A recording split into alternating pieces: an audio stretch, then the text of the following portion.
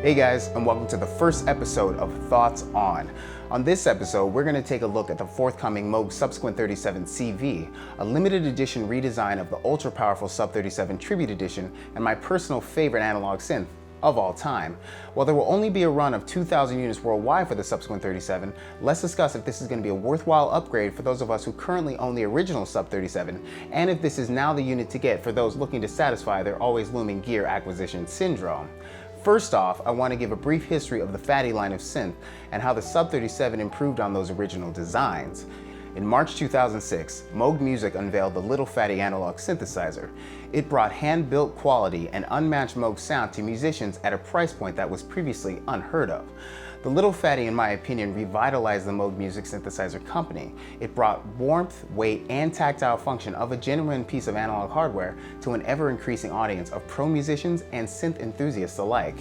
2 oscillators, waveform selector with continuously variable waveforms. The filter is the classic Moog ladder design. The list went on and on. Everything I ever wanted as a synth seemed to be within this box. On paper, everything was in its place to make this the end-all be-all of analog mono synths, or so I thought. At outdoor venues with unstable temperatures, the Little Fatty was all over the place, and when you just want to focus on playing, the last thing you can stand is having to retune an instrument. Fast forward again 2 years, Moog announced the Sub 37 after what seemed to be a disappointing infant-sized Sub Fatty. I was elated to see the appearance of a true follow-up to the Little Fatty. I picked up the Sub 37 day one and never looked back. It quickly solidified itself in my book as my favorite analog synth of all time, boasting not only redesigned oscillators, but Moog took the synth from monophonic to duophonic, offering the ability to play 2 notes simultaneously. The filter section added the multi-drive knob. The step sequencing implementation was almost perfect. The keybed was improved so much that it got to be the best synth action keybed I'd ever used. The stability of tuning throughout different temperatures was dramatically improved, making this a VCO that you could truly take out on the road. And lastly, the modulation section was expanded, and while the control voltage ins and outs seemed limited, the expectation of a factory-approved enhancement a la the Little Fatty CV Out mod seemed to be all but a sure thing. Alas, it never came. On May the 17th, 2017, the Moog SUBsequent 37 CV was announced, and while it brings some substantial upgrades to the original Sub 37, is it worth the almost $1,800 price tag? The main sales pitch is the addition of 4 assignable CV outputs and 2 assignable gate outputs for interconnectivity with large format and Eurorack modular systems, an upgraded keybed for improved playability, a high-powered headphone amplifier for live monitoring, and a modified analog signal path. Well, let's start at the top. Is having a Sine controllable voltage outputs important to you?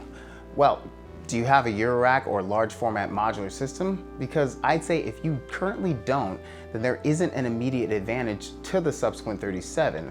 For me though, the ability to have control over the Mother 32 from my Sub 37 was always how I imagined them interfacing. The silky smooth knobs of the Sub 37 and flexible modulation section would prove to be the perfect control surface for my Eurorack modular setup. Number 2, is a great feeling and performing keybed important to you?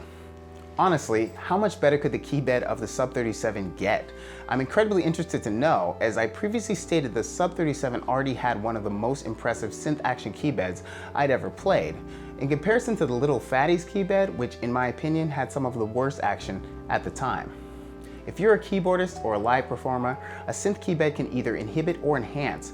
As for me, the Sub 37's keyboard is already as good as I could imagine it being, and maybe I'll have to test it out just to see how good the redesign is. What does a high-powered headphone amplifier for live monitoring mean to you?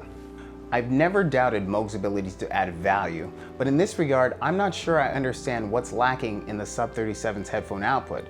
Granted, I use the headphone output very, very rarely when I'm doing a sound check or when I'm playing without active monitors, and well, this is a matter of taste.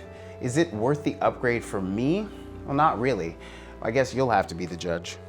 What is the real advantage of having a modified analog signal path?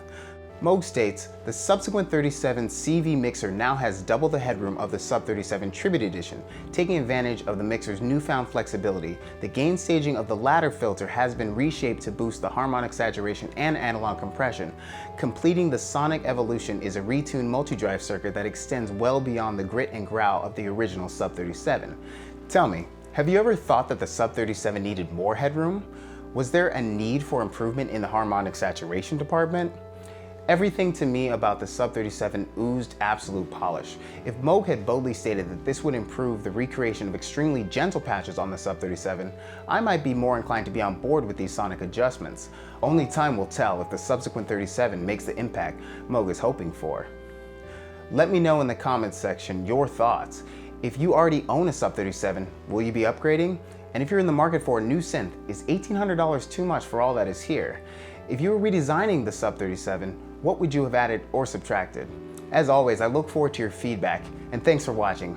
These were just my thoughts on.